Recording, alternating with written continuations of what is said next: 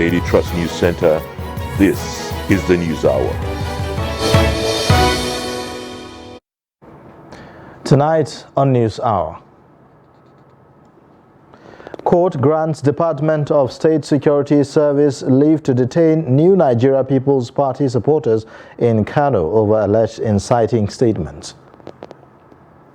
Civil society groups expresses fear over possible violence during governorship and state assembly elections. National Population Commission explains digital census, optimistic of headcount in May. On the foreign scene, death toll from Malawi-Mozambique Cyclone Freddy surpasses 300 as President Lazarus Chakwera declares 14 days of national mourning. Hello and welcome to the News Hour on Trust TV. I am Ayuba Ilya. Thanks for joining. And now the details. The Department of State Security Service has secured a court order in Kano to detain political supporters of the New Nigeria People's Party arrested for allegedly inciting violence in the state. A Kano magistrate court presided over by Aminu Gabari granted the order for investigation to be concluded. The secret police had earlier sought for 3 weeks order to detain the suspect, but the court granted 1 week to establish its investigation and bring them to the court or otherwise. The spokesman of the secret police, Peter Afunaya, had on Thursday morning said that the duo of Sharu Abubakar Tabula and Ismail Ilyasu Mangu were tracked down after the suspect had separately recorded inciting messages which they shared through various social media channels. But the party had alleged that the service was working in cohort with the ruling party to subvert the will of the people, but it will not allow this to prevail. Speaking on behalf of the party, Baffa Bichi, a senatorial candidate of the party, said that the party will embark on a peaceful march across the city to protest against what they termed an illegal retaining of the Kano State Director of the DSS, who he alleged was due for retirement 15 months ago. Now, Trust TV's correspondent in Kano, Idris Jibrin, gives us an update. Actually, what happened earlier today, the Kano State Magistrate Court number 58 issued an order directing the DSS to continue detaining some of the supporters of the New Nigeria People's Party who were earlier arrested on allegation of political thuggery. Initially, the New Nigeria People's Party accused the Department of the State Security Service, that is the DSS, of working with the opposition opposition All Progressive Congress.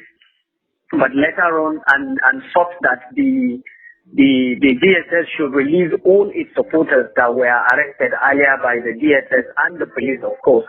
Then the DSS went to court and obtained an order to allow it to continue investigating those supporters of the New Nigeria People's Party. The New Nigeria People's Party called the DSS to release its members on the grounds that those people are only political supporters who were carrying out political campaigns alongside with other party supporters of the New Nigeria People's Party across the state. But the DSS argued that no, those people are involved in kind of political clashes and vandalism within the state capital during their campaigns, and they were arrested in various campaign rallies across the state. And this is the position right now in Kano. What the NNPP will do is still not clear because it's too early to say this is what the line of action that the NNPP will do. But the court has already made a final decision that those people should continue to be investigated at the moment.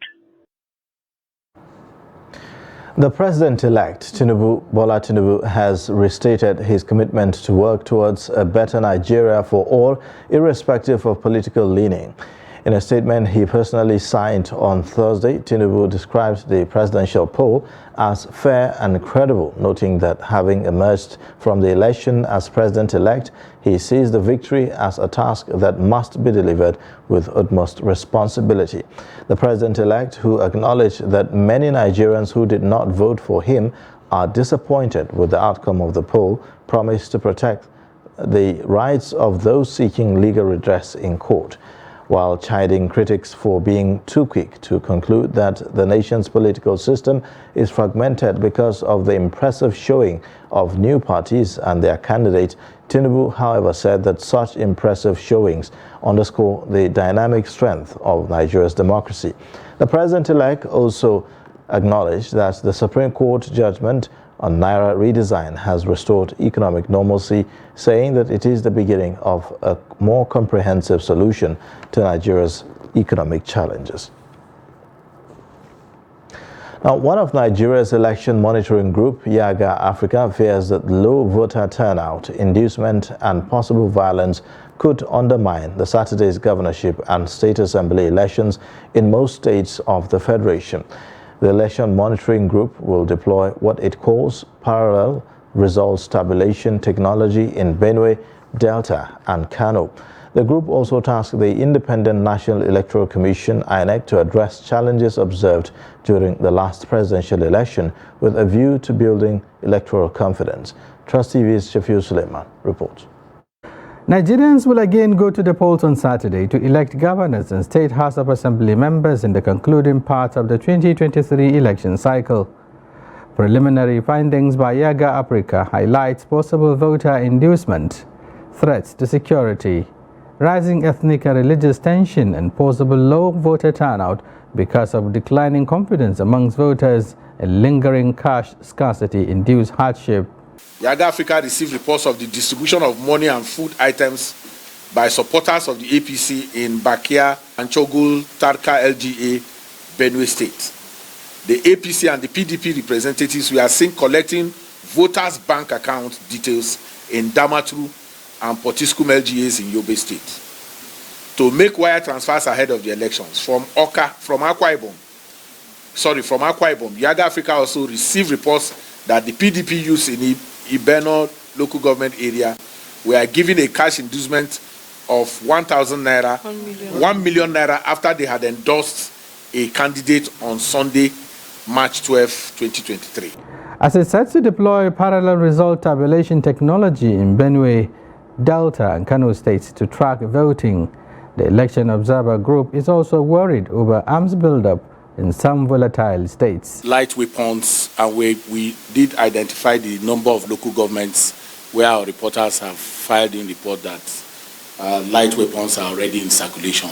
So we don't have to tell you what that means. But our statement is very clear around those. And there are other states that we have also identified. The group recommended that INEC must improve on the identified lapses in the last presidential election and ensure proper and timely communication with stakeholders with a view to building citizens' confidence in the electoral process. Shafiu Suleiman, Trust TV News, Abuja. Assistant Inspector General of Police in charge of Zone 14, Ahmad Abdurrahman, has warned politicians against disrupting the fragile peace being enjoyed in the zone. The AIG gave the warning as a press briefing ahead of the Saturday's governorship and state assembly elections in Katsina. Abdullahi Ahmadi reports.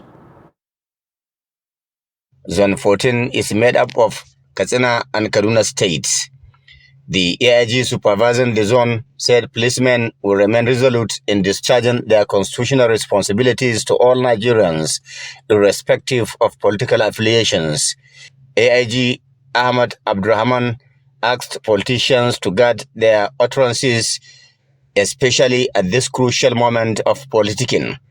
The listening IG approved, and we got 2 very serviceable new Hilux vans for patrol and other duties. Added to that, we got an APC, brand new one, with all its capabilities for operations. That is Armored Personnel Carrier 1, and plentiful of arms and ammunition, plus anti-riot equipment. And we want to assure the good people of the 2 states, Katsina and Kaduna, that the Inspector General of Police, who is the leader of the Nigeria Police Force, the lead agency in internal security is ready to give them the secured environment, tranquil enough for each and every one that is, having the franchise to go and exercise his right. The Assistant Inspector General of Police also said his men and officers in the zone are ready to replicate the same act of neutrality and professionalism exhibited during the last presidential and National Assembly elections in the country. We want to assure the various political parties that are, vying for the elections that there will be no concessional candidates, there will be no anyone that is, being considered by the Nigeria Police Force ahead and above others. Everybody is equal before the police, and especially they will be given level playing ground to exercise their constitutional right. Katsina residents have seen relative peace gradually returning to the state since the establishment of the zonal office 3 months ago. Abdullahi Ismail Ahmadi, Trust Television News, Katsina. The Jigawa State Police Command on Thursday signed a peace accord with governorship and State House of Assembly candidates ahead of the upcoming election scheduled for Saturday, 18th of March 2023. The State Police Commissioner, Emmanuel Effiong Ekot, warned that anybody who violates the peace accord will face the wrath of the law. He appreciated the presence of political parties and their candidates for pledging to be peaceful during the exercise. Those in attendance were the governorship candidate of the APC, PDP, NNPP, ADP, and the PRP, who all promised to abide by the tenets of the peace accord. Ahead of the March 18 governorship and state assembly elections, the Inspector General of Police, IGP Usman Baba, has ordered the restriction of all forms of vehicular movement on roads, waterways, and other forms of transportation from 12 a.m. to 6 p.m. on election day.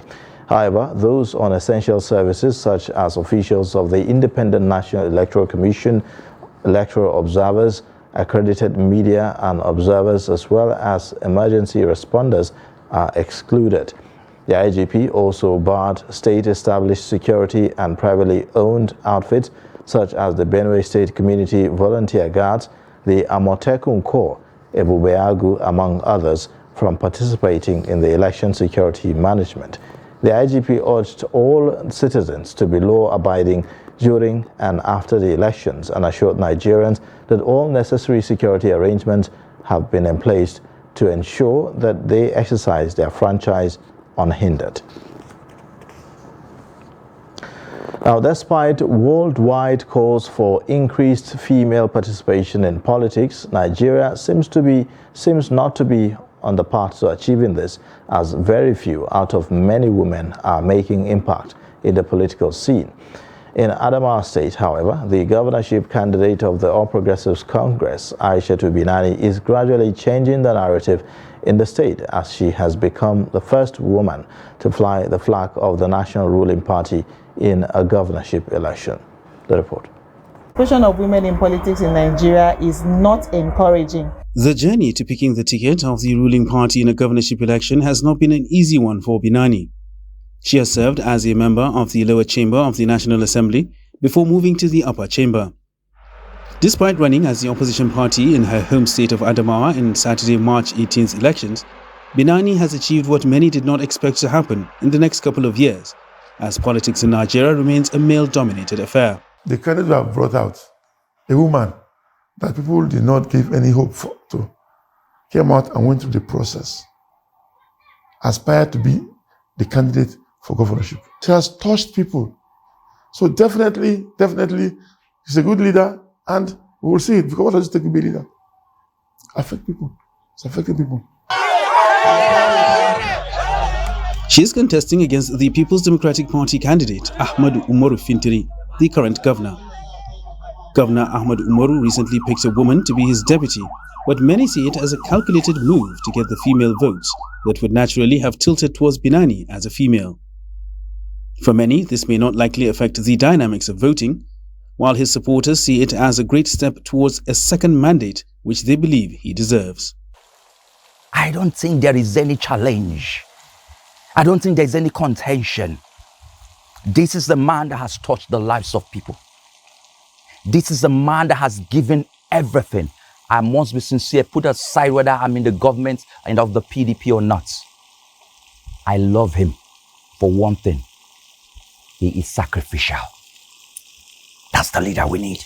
The 2023 governorship polls is a tricky one for many residents, but advocates still believe women need a chance to be in key offices of government. In the history of this country, in the National Assembly, we've had just a little over 157 women elected into the National Assembly. It is really low, but at least we're moving. And then for us to have women coming out to take positions to aspire to be governors of a state, wow, that's commendable. With barely 48 hours to the polls, people in Adamawa State are ready to decide who will be their governor for the next 4 years, with the possibility of the emergence of the first female governor in Nigeria. Still on female participation, women's aspiration to occupy political offices fell short of expectations after the 2023 presidential and National Assembly elections. Involvement and participation of women in Benue State is described as discouraging. Jimmy Azande reports that the 35% affirmative action meant to encourage women participation has not been met in the state. The report. Women have been advocating for equal political rights in a male-dominated political environment like Nigeria. However, the number of women in elective positions went down after the presidential and National Assembly elections in spite of the sustained advocacy over the years. We're still far behind the 35% affirmative action that we expect. We're far behind. I'm not very sure we can boldly say we've reached 10%. Usually what makes us feel we're doing well is when it comes to appointive positions. You know, sometimes they just give some women some appointments and we think that balances it out. No, I don't think it does. For me, women are not doing very well when it comes to elective positions. I think there's still much to be done. I think political parties need to seriously look into the issues of bringing women on board. I think as a society in Benue State, we still also need to encourage more women to come out and, you know, participate. Some said the men will have to do some more at encouraging the women to participate in the electoral process. To this group, women participation is still hampered by cultural impediments. So far, from the results we have gathered in these 2023 elections, especially as regards the National Assembly elections, we haven't really seen much women elected into those offices yet. Culturally, people are not really giving opportunity to women to participate yet. People still see women as not really culturally strong enough to participate in politics. So they are not given the opportunity by the majority of the society, even women themselves. They mentioned some of the benefits of women involvement in the political process in the country. If you look at homes, there are very good home managers. And for that, a lot of women that have excelled, you discover that they do well. And it is high time that we start giving that opportunity to them so that our country will become better. We have tried enough men and it has not helped us. So at least we need to give that chance, that opportunity. Only 2 women won out of the 14 seats of the National Assembly from Benue State. The senator representing Federal Capital Territory, Philip Aduda, has vowed to challenge the outcome of the National Assembly elections in the FCT. Addressing a press conference on Thursday in Abuja, Aduda alleged that the election was marred by overvoting, vote cancellation, as well as undeclared election results in Amak Buhari constituency, among others. Aduda, however, called INEC to review and reverse itself on the outcome of the senatorial election in the FCT and retrieve the certificate of return issued to the Labour Party candidate, Ireti Kingibe. Whom the INEC declared as winner. That's what I will say. Because she was declared as winner without, before the AMAC result was even computed. They declared those results in a hurry. And what do you do with declaring a result where the margin of lead that returned her as a winner is less than the margin of the number of the PUs cancelled and number of PUs, I registered voters and the number of cards collected and all that, So when you look at all that, they were supposed to do the computation. They were supposed to look at the number of accredited voters. They were supposed to look at the cancellations that were done either because of violence or because of certain disparities or overvoting before they could now come together to check the number of PUs that, the number of even the PVCs that were collected. So these are things that they were supposed to have checked, but somehow in a rush and because they wanted to either announce her or something and then they declared her winner. But otherwise, they were supposed to have done all their computations and realized that that election was not concluded.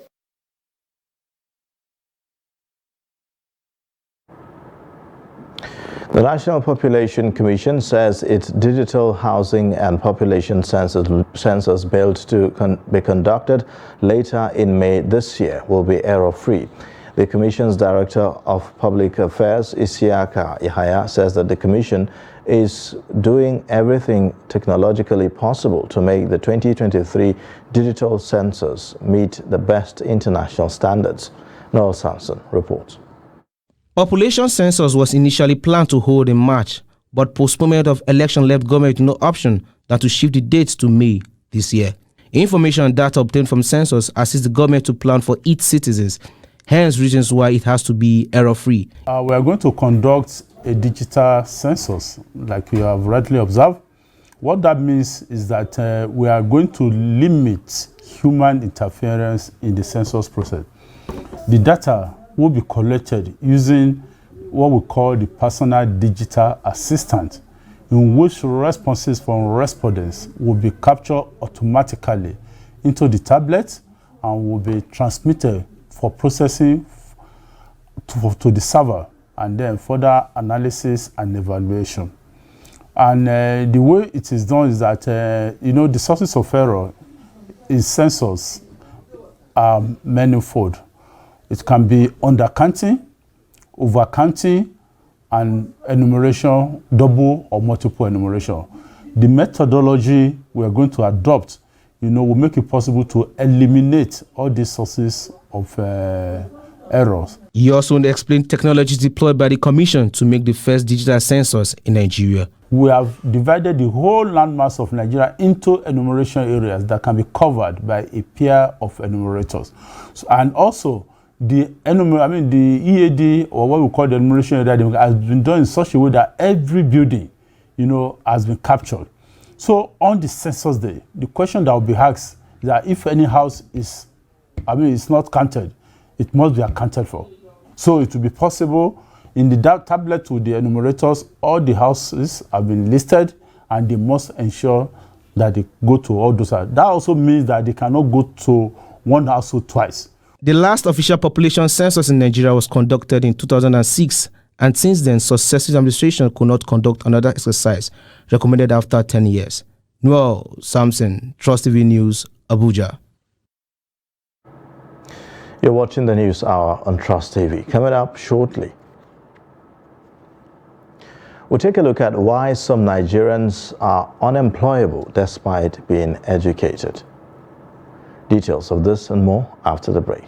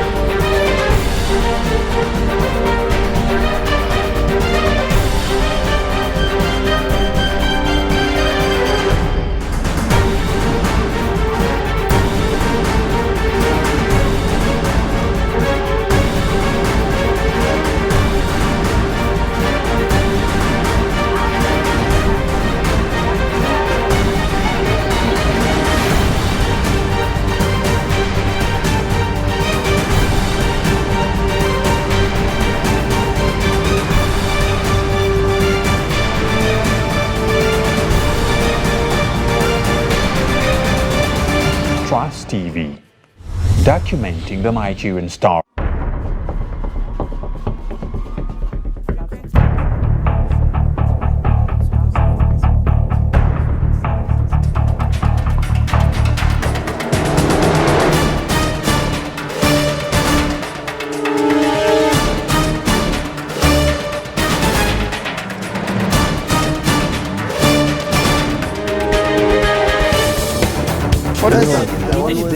That's great.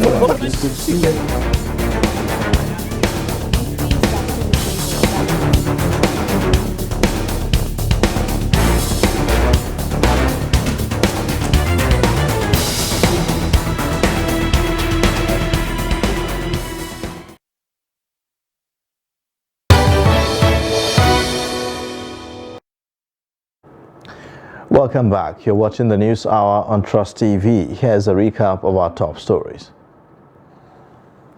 Court grants DSS leave to detain NNPP supporters in Kano over alleged inciting statements. Civil society group expresses fear of possible violence during governorship and state assembly elections. On security matters, troops of Operation Hadarin Daji in northwest Nigeria have neutralized several bandits following a clearance operation around Talata, Marafa and Shinkafi local government areas in Zamfara state. Reports say that the troops on Tuesday and Wednesday embarked on clearance operations on several bandits camps in Kagara, Gidan Fadama, Kangara, Seika, Malamawa and Zango Kamarawa, engaged the terrorists in fierce gun battle, killed several bandits and destroyed their camps and hideouts. The troops of Operation Hadarin Daji also recovered one rocket propeller grenade, RPG, a PKT machine gun with several live ammunitions, 3 AK-47 rifles, and also destroyed 19 motorcycles belonging to the terrorists. The troops, while in a patrol along Dogon Aolamba Bakura axis under Bakura local government area, also foiled bandits' attack along Sokoto Highway. The bandits had earlier blocked the ever-busy Sokoto-Gusau Highway with the intention of abducting commuters, but the army troops quickly mobilized to the location and cleared the highway for road users. The Independent National Electoral Commission, INEC, has been charged to address issues of malfunction of the bimodal voter accreditation system and late arrival of electoral materials and officials to polling units, which caused a delay in the commencement of the 2023 presidential and National Assembly elections. Stakeholders gave the charge at a one-day meeting convened by INEC to brainstorm how to ensure credible, transparent, peaceful and successful conduct of the 2023 governorship and state assembly elections in Zamfara state. The report. Concerned stakeholders pointed out noticeable lapses in the last presidential and national assembly elections and want the Independent National Electoral Commission to address them in Saturday's governorship and states assemblies elections. They said the last-minute creation of new polling units left many voters confused while trying to locate their polling units, adding that the late commencement of the election dragged the process into the night in some parts of the state. Other issues which the stakeholders harped on were the lack of prompt response of security agencies to distress calls, indiscriminate usage of result sheets, lack of capacity of ad hoc staff to operate the bimodal voters accreditation system BVAS, as well as late arrival of electoral materials at polling units, among others. We need these numbers to be on your social media handles, to be printed and submitted to all political parties and the civil society organizations so that we can contact you immediately. We have discovered the indiscriminate usage of certificate copies or replacement copies of result sheets, especially here in the state capital. We are here together. What Nigeria's duty and citizens for will assure the INEC is total and complete cooperation, working cooperation. The Joint International Association of Persons Living with Disabilities, PWLD, reminded INEC of the promise to provide materials that will aid the deaf and visually impaired persons to vote in the 2023 general elections. The group said it, however, observed that the Commission did not make those materials available in most polling units during the presidential and National Assembly elections. To appreciate the security forces in collaboration with the Commission for creating an easily accessible environment for our people with disability to cast their votes. So we really commend them for that. The INEC National Commissioner in charge of Kebbi, Sokoto and Zamfara states, Muhammad Kala, commended security agencies and residents of the state for their support towards the peaceful and successful conduct of the 2023 presidential and National Assembly elections. The INEC Resident Electoral Commissioner in Zamfara State, Babura Ahmed, said the Commission has noted the lapses recorded in the last elections and is poised to improve on them during the conduct of the governorship and state assemblies elections. Is to thank the people of the state, the INEC, the security agencies for having a very good and welcome election that has passed during the presidential election. The general consensus at this stakeholders meeting is that the security agencies should this time go beyond the usual assurances that it will provide adequate security and protection to voters by acting swiftly to respond to distress calls, which was observed as a challenge with security operatives in the presidential and National Assembly elections. The Sokoto State Command of the Nigerian Police has reassured residents of the state, especially politicians, of its readiness to ensure that the forthcoming governorship and House of Assembly election is conducted under a peaceful atmosphere in the state. The Commissioner of Police deployed to take charge of Saturday's election in the state, Shetima Zanna, warned against any attempt to cause a breach of the peace or violate the Electoral Act before, during and after the polls, stressing that the movement of the restriction of movement order must be adhered to by all. He said that the command, in synergy with INEC and the Interagency Consultative Committee on Election Security, had taken steps to guarantee security and ensure a peaceful and level playing field for free, fair and credible conduct of the polls.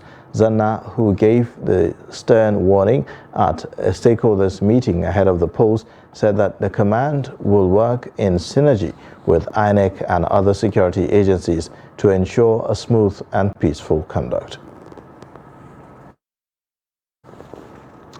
Now, the People's Democratic Party and its supporters in Wase, local government area of Plateau State, on Tuesday staged a peaceful demonstration to the office of the Independent National Electoral Commission in the local government to register their anger over collation of election results at the Secretariat of the local government. According to the PDP, since the LG Secretariat is controlled by the APC, election results could be manipulated in favor of the ruling APC and therefore called for the relocation of the collation center. Ado Musa completes the story. These are members of the PDP in Wase local government area, adorned in black attire, protesting against INEC's refusal to collect election results at the Commission's office in the area. The Wase PDP chairman, Saleh Hamman, who led the demonstration, alleged that election results at the local government secretariat of Wase, where coalition was always done, are usually manipulated to favor the ruling party that controls the council. The chairman, while submitting their petition, accused INEC of failing to fulfill its promise to collect results of the presidential and National Assembly elections at the Commission's office in Wase instead of the council secretariat. The word protest is harder than the word demonstration. We are peace-loving people. We, the PDP in Wase, are law-abiding. We know what is right for our people. We came here purposely to lodge this complaint because of the importance attached to the complaint. The major problem we are facing here in the electoral process in Wase local government is the fact that collection of results were always being carried out at the local government secretariat. And that local government secretariat had so far been turned into APC office, where the APC have access into it anytime. They will use the security to block our people from going in, while their own people will be there. That was what happened during the 25th presidential and National Assembly election. The chairman therefore insisted that the collation of the March 18 governorship and state assemblies poll be carried out at INEC office rather than the local government secretariat. Knows what they are doing. All we want is the collection of results should be carried out here in the INEC office, because we have confidence in the INEC office than any other place. The local government is the house for everybody. The INEC office here is where the electoral processes can be carried out without any hitches. Responding on behalf of the commission, the INEC Assistant Electoral Officer in Wase, Samson Laguna, commended the peaceful manner of the demonstration and assured that the matter will be referred to the appropriate quarters for consideration. This is a rare occurrence. It's something that you do not just see happen, in places, like this. I wish to commend you people for the peaceful conduct and the manner in which the presentation of your complaint is made. I can assure you that on behalf of the EO, INEC was a local government, that the complaint that you have presented will definitely get to the appropriate quarters. Thank you very much. And it will be looked into. The PDP members who besieged the INEC office asked the commission to stick to its earlier promise to collect election results at the office. Ado Musa, Trust TV News, Jos. Ahead of the March 18 governorship polls, the Independent National Electoral Commission has received sensitive materials from the CBN for distribution to the 11 local government areas of Gombe State. The resident electoral commissioner in Gombe State, Umar Ibrahim, led the distribution exercise on Thursday amidst the heavy security at the headquarters of the Central Bank of Nigeria in Gombe State. Ibrahim Ismail reports. This is how the Independent National Electoral Commission INEC received sensitive election materials from the CBN branch in Gombe on Thursday. The materials are expected to be distributed to the 11 local government areas where election is billed to hold across the 114 wards in the state. So at the moment we are distributing the sensitive materials here to all the local governments, and by the grace of God they are moving this evening. Is there any shortage of any material so far from where you come? We don't have any shortages. We have full complements of all our materials. Reacting to questions of electronic transmission of results through the bimodal voter accreditation system BVAS, the commission said transmission is possible. BVAS are working perfectly. We don't have any issue with our BVAS. Already all the reconfiguration has been completed. We have done the functionality test. We have done everything. In fact, even right now, training is ongoing for our staff who will handle the machines. And we already have backups in all the local governments. So are we expecting the transmission of results immediately at the polling unit, immediately after voting? We are expecting that, and we will do that by the grace of God. Some representatives of political parties gave their assessment of the distribution process. So far so good. I can say we are satisfied with the arrangement and the processes and the way the distribution of the materials is taking place here and now. We have not received any complaints from any of our agents or returning officers from the local government, and we are hoping that that will also be maintained. To call representatives of parties to come and witness the disbursement of election materials is, to say the least, trying to curtail rigging in the electoral process, because everybody knows the amount of ballot papers that were brought and they were sealed. It was here that some of them were opened so as for the purpose of convenience and conveyance. INEC, meanwhile, has assured that preparations for the smooth conduct of the governorship and State House of Assembly elections in Gombe State have been finalized. From Gombe, Ibrahim Ismail, reporting for Trust TV. Now, in the wake of the outcry that greeted the presidential and National Assembly elections, a coalition of civil society organizations is calling for enhanced election integrity and adequate voters' participation as the governorship and State House of Assembly elections draw closer. Despite the harsh criticisms that followed the February 25 polls, the coalition, however, believes that INEC did a good job in the conduct of the elections and should be encouraged to do more. Noel Sampson reports. Electoral integrity refers to international standards and global norms governing the appropriate conduct of elections. The hue and cry by politicians who had failed to capture positions in the first half of the general elections seems to question the credibility of the electoral umpire. But these civil society organizations do not believe INEC performed dismally. What we've done is that we're telling Nigerians this is what we have done, and that we are not unaware of what happened on the 25th of February. But because we're also committed to the democratic process, we're saying let Nigerians come out and vote on the 18th, because the work of democracy is not a dash or a marathon. It is a way of life. It doesn't finish. You can make some progress, tomorrow you regress. The next time you make progress, you may regress. But the goal is that we are using this press conference as an opportunity to talk to Nigerians, to say, don't give up. Citizen engagement in democratic process is a necessity and a lifetime affair. What that means is that whatever happens, we cannot give up. We must not give up on our democracy, because our democracy is what gives every Nigerian an opportunity to participate in the leadership process of the nation. Political scientists argue that voter turnout is the indicator of how healthy a democratic system is, while ensuring that voters are not disenfranchised determines the level of acceptability of leadership. The burden is in INEC to ensure that these two parameters are satisfied. What we have learned from the presidential election and National Assembly election is that the strong people are the electorate, and their votes are counting because of the deployment of beavers that is checking over voting. And I want to appeal to young people. Yes, you might be aggrieved, you might not be happy, but you must not take laws into your hands. You must ensure that the rule of law takes precedence. Absolutely.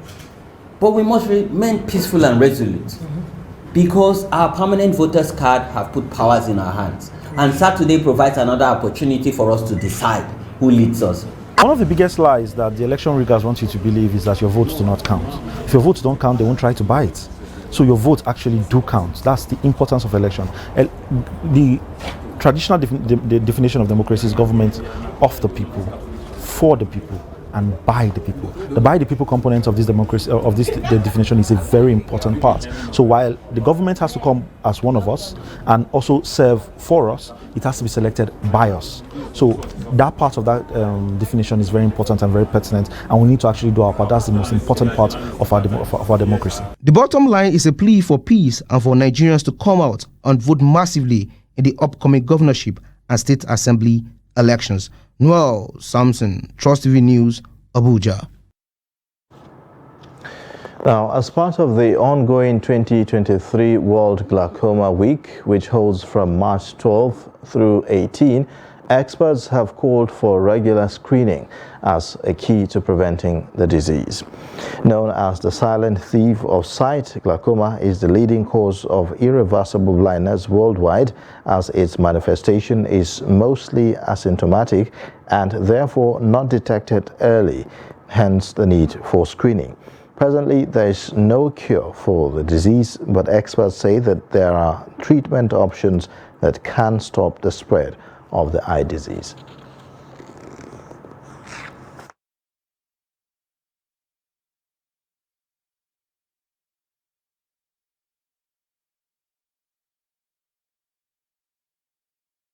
Most times with World Glaucoma Week, what we try to do is to do free screenings, free glaucoma screenings and workup for different people. And Nigerians, a lot of times, usually wait for periods of free screening before they have eye checks. Now, it's good because once they come for this free screening, we are also equally able to educate them, let them know on how regularly they should have eye checks and not necessarily wait for for periods of free screening for them to have their eyes checked. Now, also, this free screening enables more people to come to the eye clinic. And once they come to the eye clinic, we are further able to detect these conditions, different conditions, especially glaucoma. Now, over the years, in fact, almost on a per year basis, once we run this free eye screening, we almost always see at least maybe 5% of the people screened having glaucoma. So without this avenue to have their eyes freely screened for glaucoma, they may have not been detected until it's late. So one of the ways is the uptake. People usually, once we inform them about clinics running the free screening, there's a good uptake. They have their eyes screened. Luckily, a good majority don't have glaucoma, but at least for the few that have glaucoma, we are able to detect it. For some, early enough, for some, late enough. Every day in a year is a glaucoma day, is an eye check day, is a day to have your eyes tested.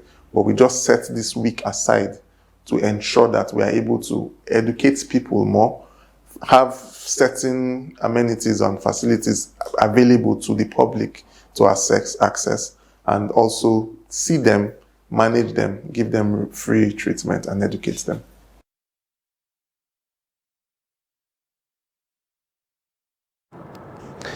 Now, available statistics from the National Bureau of Statistics state that Nigeria has an unemployment rate of 33.3% and an underemployment rate of 22.8% and a youth unemployment rate of 42.5%.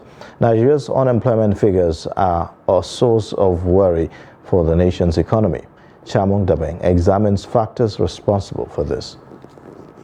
After graduation, many Nigerians find themselves unemployed for several years. Jobs in public service are not only scarce, but unavailable. The private sector is grappling with its challenges, often leaving skilled young Nigerians without employment. Nigerians share their perspective on the issue as well as their personal experience in finding adequate employment. I want to believe that some of us we contributed to this situation. Why do I say so? Somebody that went through university, he or she must have learned one or two things that can make him or her to be on his or her own to a level. And those knowledge they acquired, I discovered that some of us have refused to work with those knowledge we have acquired. I empowered myself, and through that I got married, and as God will have it, 6 months after my marriage, I have a job of 16,000 naira. I'm a civil servant. I'm currently employed. I've been in the civil service for quite a time now, like 9 years. But before then, I was unemployed for like 6 years after graduation. But then, it's fine. Okay. I think the problem lies with the government, because so many of our youths are talented. You see people coming out with good grades from school, yet unable to find jobs. According to a report carried out in 2022 by Jobberman, Nigeria's active population ages 15 to 64 sat around 122 million, 70 million of which belong to the labor force. However, out of this figure, only 3 million have formal employment. With such a high rate, many have debated where the blame lies. Are Nigerians unemployable, or are there simply not enough jobs to cater for Nigeria's growing population? Well, in between those figures is what you call unemployability. Okay? It is one thing for you to have education. It's another thing for you to be employable. Okay? Employability is where I think the major challenge is. And if even those who are unemployed are either underemployed or inadequately engaged. The school system is at fault, because what we got very fixated, early on with formal education. And when every other well-thinking, well-meaning, forward-looking nation started going the way of skills education, we were still, fixated towards paper qualification. Issues such as undereducation as well as Nigeria's illiteracy rate, which is estimated to be at 31%, has only exacerbated the issue of unemployability. Many experts have attributed Nigeria's high insecurity levels as well as other criminal activity in the country to unemployment. Many are calling out to the government to not only improve the education system, but also empower Nigerians with the skills and the tools to create work for themselves. Chamun Dabeng, Trust TV News, Abuja. President Muhammadu Buhari on Thursday declared that for any economy to grow and create jobs, an equally vibrant and successful small-medium enterprise sector was also needed. According to the president, it was for this reason that he recently signed the Business Facilitation Bill into law. President Buhari spoke at State House Abuja when he received the Governing Council and members of the Institute of Directors led by its president and chairman, E.J. Jidemma. President Buhari, while congratulating the institute on attaining the milestone of 40 years, acknowledged its commitment to nation building, stressing the values of transparency and good business ethics. In her remarks, the President Institute of Directors, E.J. Jidemma, noted that the reforms executed in various sectors of the Nigerian economy in the past 8 years have increased expectations on the performance of business leaders and boards of public sector organizations. We'll now take a look at business updates with Chiamaka Nwafo.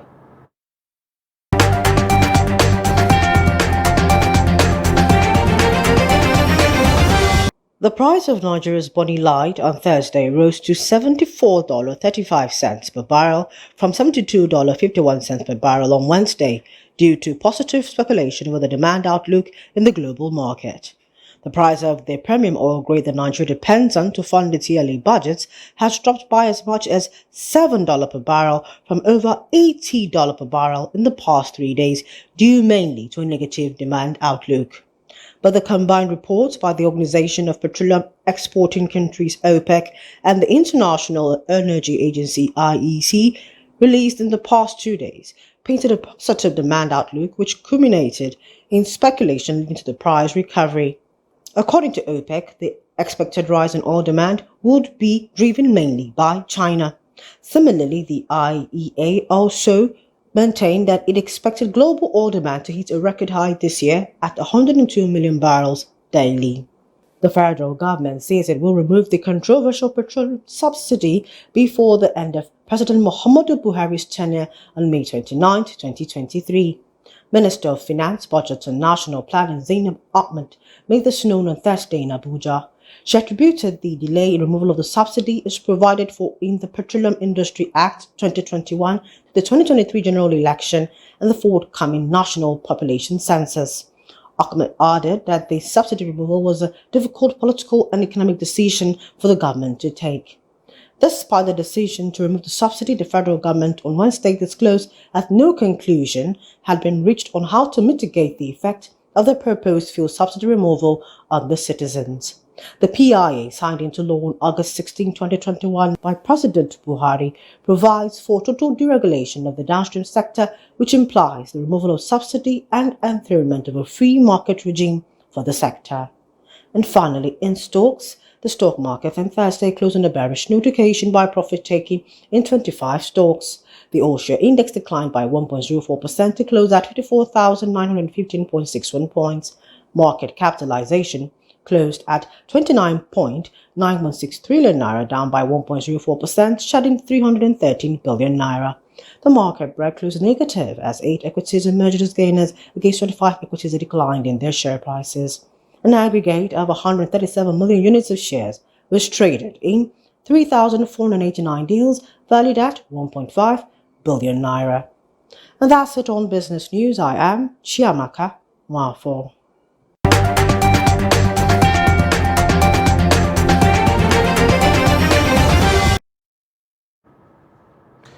And on the foreign scene, the death toll from tropical cyclone Freddy has passed 300 people, with authorities in Mozambique taking several days to assess the extent of damage and loss of life. The storm tore through southern Africa over the weekend for a second time after first making landfall in late February. It is one of the longest-lasting tropical cyclones ever recorded and one of the deadliest in Africa in recent years. At least 53 people have died in Mozambique's Zambezia province, authorities said late on Wednesday, more than doubling their previous count. The toll is expected to continue to rise, said UN Children's Agency UNICEF. Malawi has reported 225 deaths so far, with hundreds more injured and some still missing. The storm killed about 27 people in Madagascar and Mozambique before lashing Mozambique a second time. Malawi President Lazarus Chakwera has declared 14 days of national mourning and called for international support for relief efforts. He said that more than 80,000 people were displaced. Let's now take a look at sports updates with Adeni Ajishafe.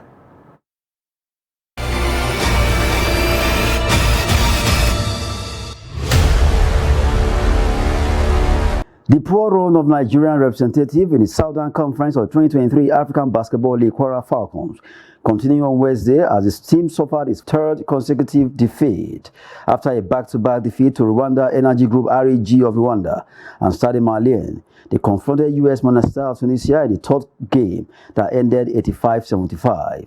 Falcons recorded a 17-11 win in the first quarter before Monastir came back stronger in the second and third quarters. And in table tennis, Aruna Quadri has beaten world number 4 Tomakazu Harimoto of Japan 3-0 to hit the quarterfinal of 2023 World Table Tennis Singapore Smash. It was a comprehensive victory for Africa's number 1 ping-pong player, who has smarted his opponent in 3 sets of the game by 11-7, 13-11, 11-7. Although Harimoto had beaten Nigeria in their last 3 meetings, the African champion showed an improved performance against his opponent. All of their last 3 meetings have been in the round of 16 of different competitions where the Japanese emerged victorious. And in football, the Rwandan president Paul Kagame has honored the late Brazilian football legend SC Arantes do Nascimento, aka Pelé, by naming the famous Kigali Stadium after him. Kagame paid tribute to former Brazilian legend Pelé for inspiring the football world and getting the world united during his legendary football career. Kagame, alongside FIFA President Gianni Infantino, officially inaugurated the Kigali Stadium, which was named after the football legend and hence became Kigali Pele Stadium, in the football delegation tournament organized on the sidelines of the 73rd FIFA Congress. That's Sport News. I'm Adeni Ajishafe.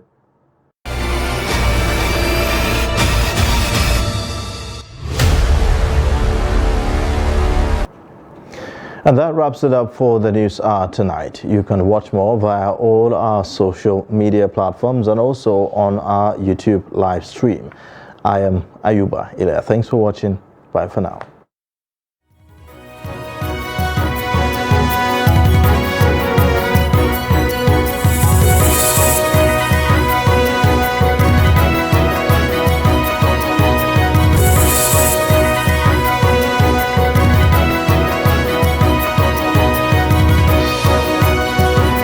From the Daily Trust News Center, this is the News Hour.